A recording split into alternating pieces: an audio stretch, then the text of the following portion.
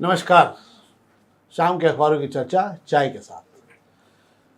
आज जिन खबरों पर हम बात करना चाहते हैं मेरे साथी शेखर जी के साथ, वो खबरें राजनीति से भी जुड़ी हुई हैं और शहर से जुड़ी हैं।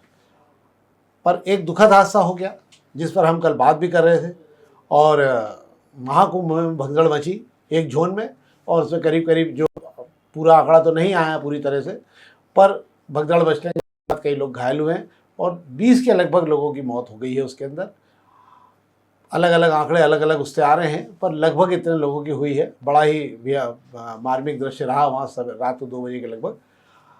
जिन लोगों की जान गई हमारी तरफ से हम श्रद्धांजलि देते हैं, और हम फिर आपसे आग्रह कर रहे हैं कि कृपया करके इस समय वहाँ इतनी भीड़ हो चुकी है और इतना ज़्यादा हो चुका है कि यदि आपके लिए जो बुजुर्ग लोग हैं जिनके लिए अगर आवश्यक ना हो तो वे घर पे भी जो है पानी छिड़क कर सकते हैं। आज जो है 2 शंकराचार्यों ने कहा कि कुछ नहीं है, अगर आप कहीं दूर भी हैं तो आप पानी आज छिड़क लें अपने ऊपर, तो माना जाएगा कि आपको उतना ही पुण्य मिलेगा। अगर तो आप उसको भी छिड़क सकते हैं अपने ऊपर और आपको जो है उतना ही पुण्य मिलेगा।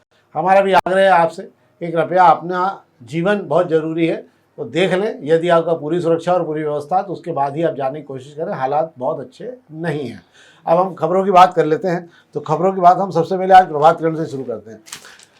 तो प्रभात किरण में भी खबर वही है, महाकुंभ में भगदड़, 17 की मौतें हो गई हैं, सैकड़ों लोग घायल हैं, कई लोग लापता बताए जा रहे हैं, कई लोगों के बारे में कहा जा रहा था कि वो दब गए हैं, कुछ जानकारी नहीं आ रही थी।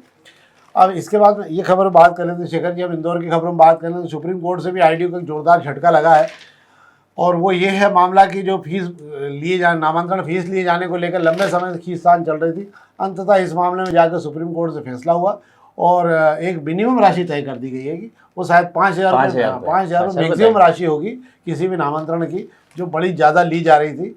अब इसके बाद में प्राधिकरण जो है को अपना नियम बदलने पड़ेंगे और उसके अनुसार ही फीस। क्या है पूरा? बिल्कुल आप सही कह रहे हैं। एक बड़ी कंपनी को आईडीए से एक जमीन मिली थी, उस कंपनी ने सिर्फ उस जमीन का नामांतरण सिर्फ इसलिए कराने के लिए कहा कि कंपनी का सिर्फ नाम बदल दिया गया, उसका नाम में थोड़ा सा बदलाव किया। वो जब वो बदलाने के लिए आईडीए में उन्होंने अर्जी लगाई तो आईडीए ने मना कर दिया, और आईडीए ने कहा इसके ऊपर नामांतरण शुल्क लगेगा, डबल नामांतरण शुल्क लगेगा। और शुल्क के उस पैसे को लेकर वो कंपनी ने आईडीए को चैलेंज किया, कोर्ट गई, कोर्ट के अंदर आईडीए हार गया था। उसके बावजूद कोर्ट सुप्रीम कोर्ट तक लड़ा और सुप्रीम कोर्ट में भी हार के आया है। इससे उन लोगों को फायदा होगा जो बरसों से नामांतरण के लिए आईडीए के चक्कर लगा रहे हैं और आईडीए को जबरन पैसा देना पड़ता है। और मुझे लगता है इस फैसले से उन लोगों का पैसा आईडीए को शायद लौटाना भी होगा जो पैसा आईडीए ले चुकाएगा लोगों से। दोनों चीज़ें। और एक और बात भी है, प्राधिकरण की हमेशा से आदत रही है कि बहुत सारे मामले जो उनके पास फैसले हो सकते हैं वो सालों तक कोर्ट और अदालतों में उलझा के रखते हैं, और उलझा के रखने के बाद में उसे फैसले नहीं हो पाते हैं। और जब फैसले होते हैं, आज खुद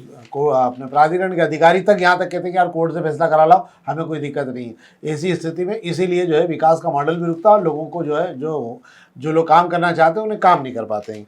एक खबर और है शेखर जी, 3 दिन में 2 लाख लोगों से वसूलना है बिजली के बिल।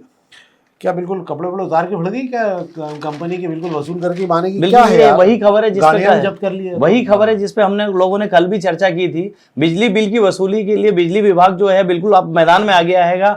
आपके घर बिल बाकी है तो आपके घर पहुंचेगा, आपकी गाड़ी जब्त कर लेगा, आपके यहाँ से सामान जब्त कर लेगा। ये आईडीए ने योजना बनाई हैगी। पर दूसरी चीज ये है कि अभी तक किसानों की मोटरें जब्त करते थे, उनके स्टार्टर जब्त करता था बिजली विभाग, ट्रैक्टर जब्त करता था। अब शहर में भी इस तरीके का करने लगा है। और बड़े जो प्रभावशाली लोग हैं उनके नाम को खराब करने के लिए, उन्हें शर्मिंदगी देने के लिए बड़े चौराहों पर पोस्टर और बोर्ड भी लगाने की तैयारी करने का ऐलान कर दिया गया। हालांकि ऐसा होगा कि नहीं होगा भी कहना मुश्किल है।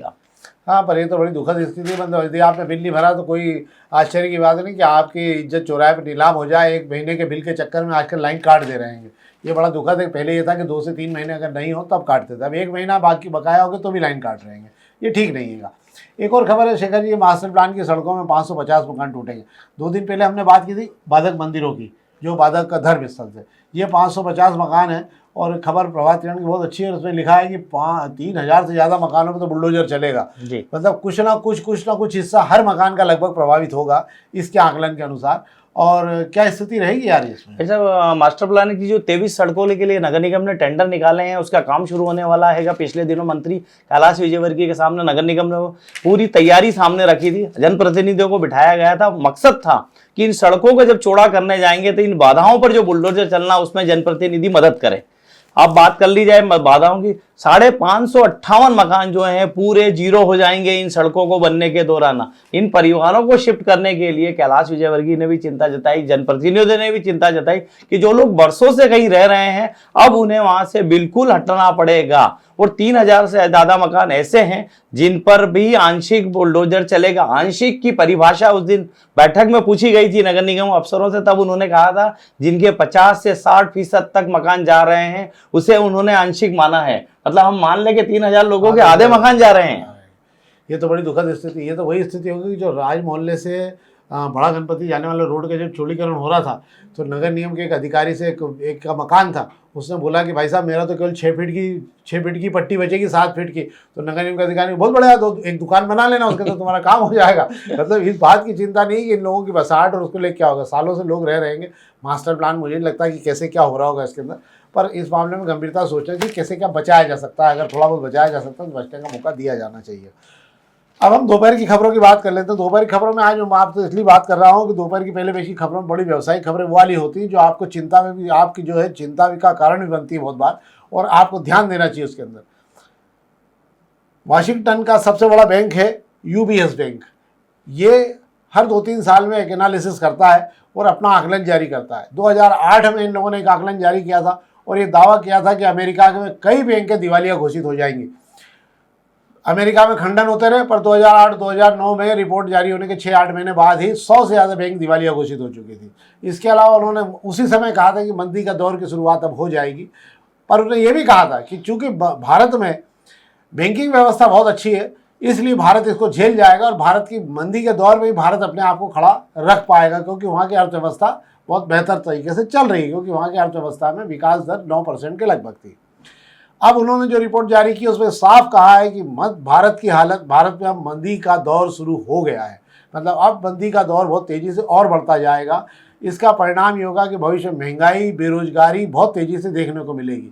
वहीं गिरता हुआ रुपया अब आने वाले कुछ महीनों के अंदर ही एक नई महंगाई का युग शुरू कर देगा। कच्चे तेल के भाव और ये सब होने के बाद में जो लोग ये सोच रहे होंगे कि शायद टैक्स में बड़ी छूट मिलने जा रही है और सब कुछ, हमें कहीं कोई संभावना नहीं दिख रही। देश के सारे अर्थशास्त्री कह रहे हैं कि इसमें कोई संभावना नहीं है। रघुराम राजन ने भी ये कहा है कि सरकार को टैक्स की इतनी आदत हो गई, लत हो गई है, उन्होंने कहा कि सरकार अब इसमें कोई कमी नहीं कर सकती। जीएसटी से 11 लाख रुपए एकत्र होना बहुत बड़ी बात होती है, कॉर्पोरेट टैक्स से ज़्यादा। मतलब जो बड़े घराने हैं जो टैक्स देते हैं उससे ज़्यादा टैक्स हम देने लगेंगे। तो ये तो थी पहले पेज की खबर। और बैंकों की हालत ख़राब होने के कारण बैंकों को आज 1.5 लाख करोड़ जारी किए गए रिजर्व बैंक ने, क्योंकि बोर्ड लग गए 50,000 से ज़्यादा भी अगर लेना तो एक दिन पहले बताना होगा। डी मार्ट सील कर दिया, पावर जनरेटर कंपनी ने पेनल्टी लगाई। डी मार्ट सील कर दिया गया, वही स्थिति है जो पिछले दिनों एक और मॉल में जो है कचरा, प्लास्टिक का कचरा जो होता है उसको लेकर 1 लाख रुपए दंड लगाया गया। उस दिन हमने कहा था कि इस पर जब तक कोई कार्रवाई होने और सील होने का ये प्रक्रिया नहीं होगी, जब तक कोई सजा का प्रावधान नहीं होगा, ये सुधरेंगे नहीं, क्योंकि इसमें पैसा कमाते हैं। क्या है तो जिस तरीके से सफाई सर्वे नजदीक आता जा रहा है, नगर निगम थोड़ा सख्त हो गया है। इन डी मार्ट जैसे बड़ी जो कंपनियां हैं यहाँ पहले भी कचरा जमा होता रहा है, पर लेकिन चूंकि अब सर्वे पास में आ रहा है, सबको सबक सिखाना, सबको बिल्कुल टाइट करना है, इसलिए नगर निगम मैदान में उतर गया है और 1-1 लाख रुपए तक का जुर्माना लगा रहा है। और बड़ा जुर्माना लगाने से एक जो बड़े जो कचरा के जनरेटर जहां बल्क में कचरा जमा होता है उन लोगों में डर बैठता है और वे कचरा जो सीधा नगर निगम को देना शुरू करते हैं, वरना ये जमा के रखे कबाड़ियों को बेचने की फिराक में रहते हैं। हाँ, सबको पैसा कमाना है। और एक सामान्य खबर पढ़ के बता देता हूँ आपको। चोईथराम मंडी के अंदर हर कोने पर अब कैमरे लग रहे हैं ताकि वहाँ पे सुरक्षा की व्यवस्था का पूरा ध्यान रखा जाए।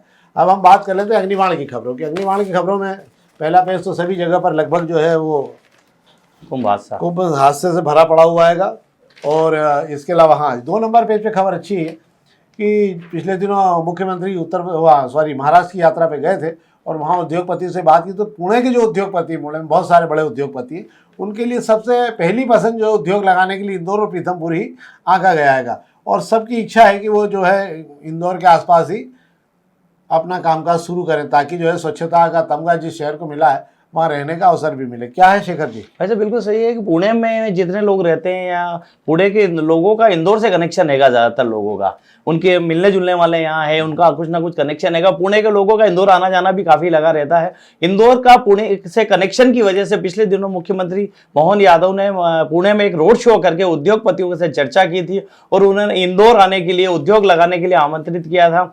अगले महीने फरवरी में जो है भोपाल में ग्लोबल समिट होने वाली है, उस समिट में भी उन उद्योगपतियों को बुलाया गया हैगा। और एक अच्छी बात है कि वहाँ के उद्योगपति इंदौर और पीथमपुर में व्यापार व्यवसाय करने के लिए दिलचस्पी दिखा रहे हैं, यहाँ उद्योग लगाना चाह रहे हैं। वाह, अच्छी बात है, उद्योग लगना भी चाहिए, क्योंकि वैसे उद्योग बहुत लग गए हैं, रोजगार के अवसर पैदा होते रहे। अब एक खबर और इससे बात कर लेता हूँ कि राजवाड़ा जो है नो व्हीकल झोल बनाने की तैयारी है और फ्रूट मार्केट से ही बंद हो जाएगा रास्ता। और वहाँ जो है जो जाम वाम या ई रिक्शा खड़े हो रहे हैं, और मुझे लगता नहीं कि वहाँ ई रिक्शा अंदर की साइड में, क्योंकि अंदर राजवाड़े पे कुछ ना कुछ ई रिक्शा तो खड़े ही रहते हैं जो इधर उधर गलियों में खड़े हो जाते हैं। इस मामले में मुझे पूर्व कलेक्टर का कथन याद आता है कि जब राजवाड़े को नो व्हीकल जोन बनाना था तो उन्होंने कहा था कि सवाल जिनके पास गाड़ियाँ हैं उनका नहीं है, सवाल उनकी बात करो जो बुजुर्ग हो चुके हैं और जिन्हें अगर राजवाड़े के पहले कहीं उतार दिया जाए तो किशनपुरे पुल से पैदल अगर उसको अगला रिक्शा पकड़ना है तो उसको वहाँ तक जाना पड़ेगा, और इसलिए वो बेहतर नहीं होगा। पर कोई ना कोई विकल्प बना के इस पर होना चाहिए। क्या है शेखर जी? अच्छा, मुझे लगता है कि ये सारी बातें हर बार बातें ही बातें होती है, इसका कोई स्थायी समाधान आज तक नहीं निकल पाया है। हम बात कर लें यही राजवाड़ा पर हमने ई रिक्शा को बाहर कर दिया गया था, एमजी रोड जवाहर मार्ग को वन वे कर दिया गया, सब करके देख लिया है, आज भी हालात जस के तस है, कोई बदलाव नहीं आया है, ना वन वे काम कर रहा है, ना ई रिक्शा राजवाड़ा से हटे हैं। हाँ, ई रिक्शा तो 8,000 के लगभग हो गए हैं शहर में, और मुझे लग रहा है कि हो सकता है शायद हम जब तक मार्च में पहुँचेंगे तब तक ये 10,000 से ज़्यादा रिक्शा अपने आप में एक नया रिकॉर्ड कायम होगी। इस पर हम किसी और दिन चर्चा करेंगे, क्योंकि सारी बेरोजगारी अब सड़क पे आ गई है। दूसरा अब यह है कि 31 मार्च तक जो है एक बार फिर नगर निगम ने कंपाउंडिंग के लिए अवधि बढ़ा दी है और आप अपने अवैध निर्माण वैध करा सकते हैं। क्या है शेखर जी? अभी नगर निगम ने अवधि बढ़ाई नहीं है। एक्चुअली नगरीय क्षेत्र के जितने भी नगर निगम हैं उनकी कमाई को बढ़ाने के लिए, क्योंकि उनकी आर्थिक हालत ठीक नहीं है, तो सरकार से मांग की गई है कि हमें जो है कंपाउंडिंग करने का अधिकार के लिए कुछ वक्त और दिया जाए। सरकार ने 30% तक अवैध निर्माण को वैध करने की एक मियाद देकर, एक छूट देकर कुछ समय का वक्त दिया था। तब नगर निगम ने काफी इमारतों को अवैध को वैध करके, जो हिस्सा अवैध था उसको वैध के दायरे में लाके उनसे कंपाउंडिंग फीस, जिसे समझौता शुल्क कहा जाता है, वो लेकर अच्छी कमाई की थी। ऐसी ही कमाई का मौका 31 मार्च के पहले और दिया जा सकता है, इस पर मंथन हो रहा है। और मुझे ऐसा कहा भी गया था कि शायद जिन लोगों ने कंपाउंडिंग के पैसे भर दिए उनको सर्टिफिकेट वो आज तक नहीं मिला। तो फिर ऐसा पर ये होता ये है कि नगर निगम से एक बार आपने पैसा भर दिया था, आप सुरक्षित तो हो गए कि चलो ठीक है अपनी बिल्डिंग गलत थी वो अब सही हो गई है। नहीं, अच्छा, तो बहुत सारे लोग पैसे भर देंगे जिनका नहीं है तो भी पैसे भर के आगे नहीं, वो नहीं भर देंगे, कायदे भी कुछ देखे जाएंगे, जिसका रास्ता भी है निगम के अफसर ही बताएंगे। अच्छा, तो ये खबर हम पत्रिका की बात कर रहे थे, तो पत्रिका खबर राजवाड़ा पे अब निगम में डीम वाले नक्शे जो हैं वो पास होना बिल्कुल बंद हो गएंगे। क्या कारण है इसका? डिम्ड वाले नक्शे पास होना बंद नहीं हुए, एक्चुअल हुआ यूं है कि पहले राज्य शासन ने डिम के थ्रू इंदौर में एक नई योजना शुरू की गई कि डिम में नक्शा पास कराने का मकसद ये होता है कि 1100 स्क्वायर फीट तक का जो नक्शा होता है उसके लिए आपको नगर निगम में चक्कर लगाना नहीं है। जिस इंजीनियर से आप नक्शा लगवाते हैं वो इंजीनियर ही अपने सोवियत से उसे पास करा लेता है। बाद में इसके अधिकार बढ़ाकर 2000 स्क्वायर फीट तक ले जाया गया, ताकि लोगों को BOBI जो नगर निगम के अफसर हैं मकान के नक्शे पास करने के बदले जो रिश्वत मांगते हैं उसे आज़ादी मिल जाए। हो गया, अफसर इंजीनियरों ने नक्शे लगाना शुरू कर दिया। अब इसमें खेल हो गया, नदी किनारे नक्शे पास कर दिए गए, अवैध कॉलोनियों के नक्शे पास कर दिए गए, स्मार्ट सिटी एरिया में नक्शे पास कर दिए गए, जिसका अधिकार इन इंजीनियरों के पास नहीं था जो प्राइवेट इंजीनियर निगम में नक्शा लगाते हैं। कुछ लोगों की ये कारस्तानी भोपाल वालों ने पकड़ ली और पिछले 20 दिन से इन नक्शों पर रोक लगा दी है। 200 नक्शे पेंडिंग पड़े हुए हैं, इंतजार कर रहे हैं कि लिंक खुले और वह फिर खेल करना शुरू करें। हाँ, मतलब नक्शों के लिए जिन लोगों के नक्शे चल रहे थे वो सब नक्शे खत्म हो गए हैं क्या? अब नया नक्शा जब आएगा तभी नक्शा चालू होगा काम का, क्योंकि इन्हीं कारण तो सब ये रेवड़ी कल्चर के कारण भी इसमें बहुत कुछ हुआ है। कल एक देर रात एक कार दुर्घटना में श्री राजेश चौकसे और गिरधर नागर कांग्रेस के नेता और श्री अमित चौरसिया जी जो हैं बाल बच गए हैं। ईश्वर उनको स्वस्थ रखे। उनकी गाड़ी के पीछे से डंपर ठोकता हुआ चला गया उनको। और हम आज कांग्रेस की राजनीति में बात कर रहे हैं, इसीलिए हमने पहले हमको याद आ गया तो हमने कहा इस मामले में बोल दें। और कांग्रेस की राजनीति में जो अब सूत्र बता रहे हैं कि अब की सभा होने के बाद अब जीतू पटवारी ने कमर कस ली है और अब बड़े फेरबदल को लेकर वो तैयार हो गए हैं। तो उसके अंदर ये माना जा रहा है कि इंदौर के दोनों ग्रामीण और शहरी क्षेत्र के अध्यक्ष जो हैं अब उनकी रवानगी का जो है उनका चौगड़िया देख लिया गया और उसका समय का इंतज़ार किया जा रहा है।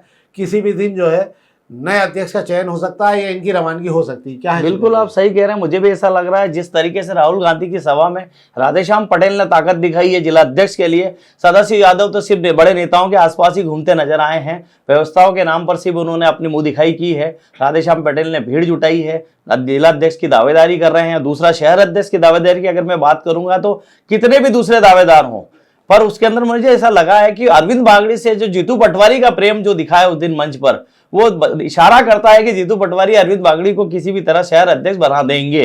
वो वजह भी है, उससे लग भी रहा है कि अरविंद बागड़ी उस दिन मंच पर मौजूद हैं और जीतू पटवारी उन्हें हर जगह आगे कर रहे हैं। अरविंद बागड़ी का मंच पर रहना, बाकी अध्यक्षों का दूर रहना, बाकी पदाधिकारियों का दूर रहना जताता है कि अरविंद बागड़ी ने कुछ ना कुछ तो इस सभा के लिए मदद की है। मदद की है। हाँ, हर कांग्रेस में बहुत प्रकार की मदद होती है। आप ये मत समझिए कि जो जनता लेके आता है वही कांग्रेस में हर प्रकार की मदद स्वीकार की जाती है, इसलिए कांग्रेस को तो मददगारों की जरूरत है। और अरविंद बागड़ी को पहले भी वो बनाना चाहते थे, उन्होंने बहुत प्रयास भी किया था, पर बीच बीच में उनका प्रयास जो है वो रायता फैलता रहा, क्योंकि अरविंद बागड़ी के विरोधी बहुत हैं और जिस क्षेत्र में वो रहते हैं वहीं उनका जबरदस्त जो है विरोध करने वाले दो लोग ऐसे मौजूद हैं जो किसी भी हाल में उनको स्वीकार करने को तैयार नहीं। पर फिर भी अगर अरविंद बागड़ी को बना लिया तो अच्छा है। मुझे ऐसा लगता है कि वैश्य समाज से लंबे समय से कोई बना भी नहीं है और बना देने में कोई बुराई नहीं है, क्योंकि चुनाव में भी 4 साल बाकी है, तो वो कांग्रेस को 4 साल तक चला भी लेंगे आराम से, रोते गाते खींच खाच के। तो ये तो थी हमारी राजनीतिक खबर और अखबारी खबरें जिस पर हमने चर्चा की। हम आपसे आग्रह करेंगे कृपा करके इस खबर को अधिक से अधिक लोगों तक पहुँचाएँ, नए लोगों तक पहुँचाएँ और कृपा करके हमें ये बताएं कि इस कार्यक्रम में और भी बेहतर क्या किया जा सकता है। बहुत बहुत धन्यवाद।